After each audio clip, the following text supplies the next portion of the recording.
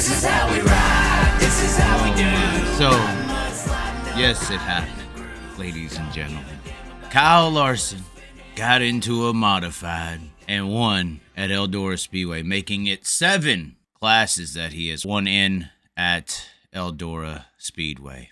You know, honestly, the reaction to what we saw here, and I've told Kyle this, you know, it's like, it isn't you. It's your fans that just worship you as your God. And you are baby Jesus. And then these scenarios happen, and their bias is confirmed. It's called confirmation bias. And it may be a little bit of exaggerant, sort of like the shock deal. I was like, I knew it, got Rumley and Larson, and really it's just a position-sensitive shock that who knows what all that can do. I mean, if you could pin that right front up when they go to jack that left rear up for the droop rule, who knows how that could affect the car. But if you speculate, that is when the psychotic, delusional Kyle Larson fans that I've proclaimed Larsonites come a-charging. And then they get this. And after hot laps, I turned to the person I was watching the race with and said, well, Larson's going to win. And they go, well, why is that?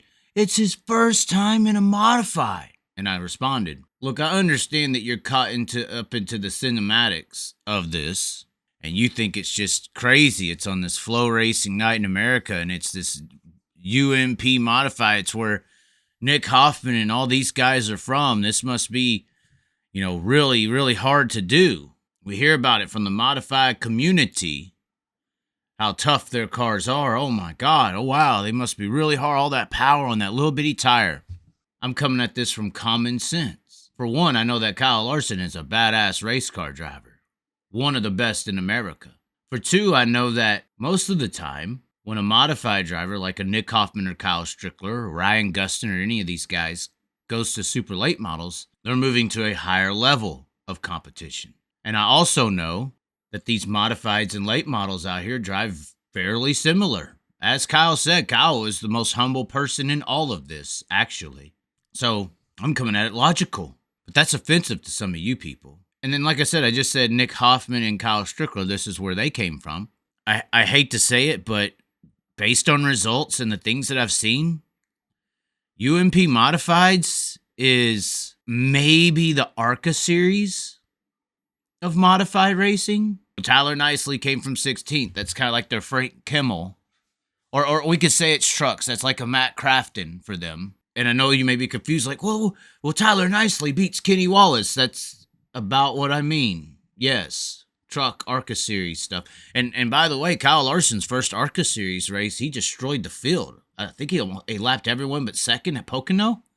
This is a guy who does this on the regular when he's up against ARCA truck competition. This was not necessarily a surprise to anyone who's looking at this with common sense at all. You could have thrown pretty much everyone who beat Kyle Larson in the late model race in that modified, and they would have did the same damn thing. It's the freaking ARCA truck series of modified racing. Kyle Larson is not a ARCA truck level talent no matter what vehicle you put him in.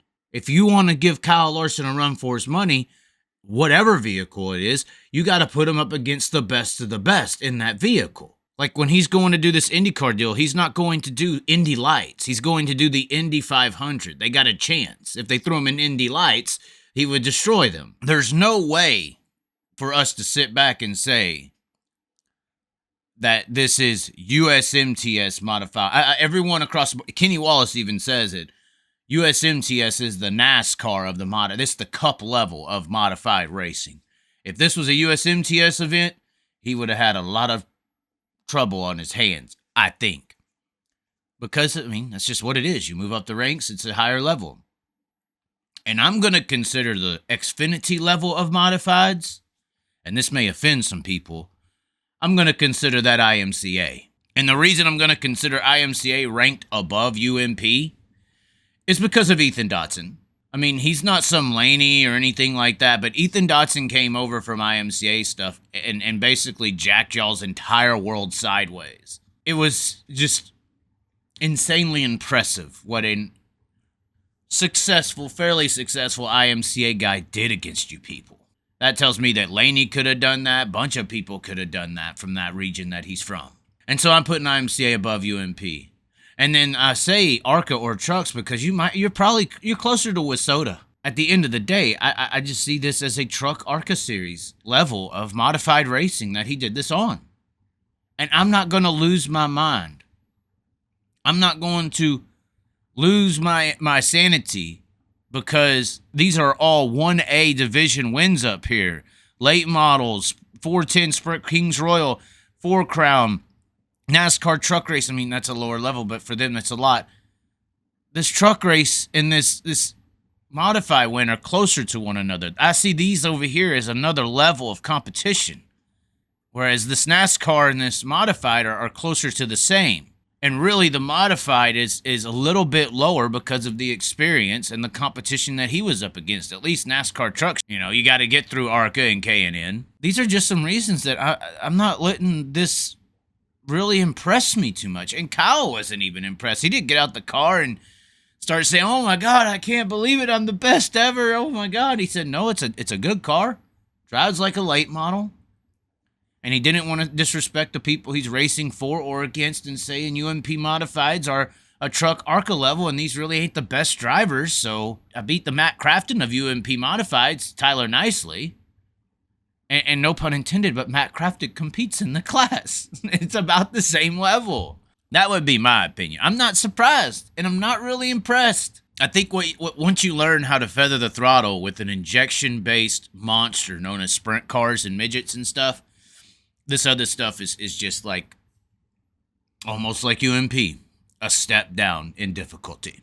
But anyways, ladies and gentlemen, that's what I think. What do y'all think? Am I wrong? Is UMP truck ARCA level in the modified world? I mean, does that make sense? If Ethan Dotson could come over, who wrecked out last night, by the way, or he might have gave him a run for his money in the Longhorn car. If Ethan Dotson, we all solidify USMTS as the top. That's the cup. That's what Kenny Wallace says. Everybody says.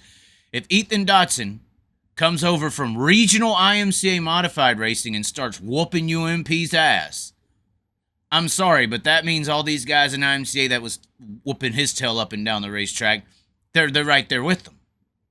They're right there with them. And that means that field is above this one. The field that he just beat. And that was just a regional UMP race. So was that more like K&N West? I mean, honestly. And Kyle knows this. That's why he got out of the car and acted the way that he did. But anyways, ladies and gentlemen, what do y'all think? Where does UMP, where was the difficulty ranking of that race last night?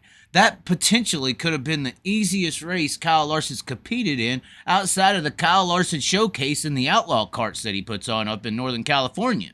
That could have been potentially the most easiest field he's ever competed against in his entire professional racing career.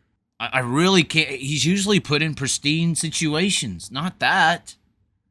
Now, maybe one of these guys could get a little lucky and beat him because, he's kind of average, in my opinion. They're going to get on the short track, and maybe that'll be a little bit different. As far as last night, just in UMP success at all, just doesn't register for me, especially in the modified world. The ranking is pretty clear if you look at it from above. Or maybe Kyle's looking at it from above as well, since he's baby Jesus to some of you people. But anyways, that's what I see. That's what I think. That's what's going on. Like, share, comment below with me being a dumbass. And, yeah. We'll see what happens tonight. Round 2 in the modified. Can one of these guys whoop his ass in the short track? I guess we're going to have to find out. And stay tuned. We'll have something to say about whatever happens tonight. This is how we ride. This is how we do.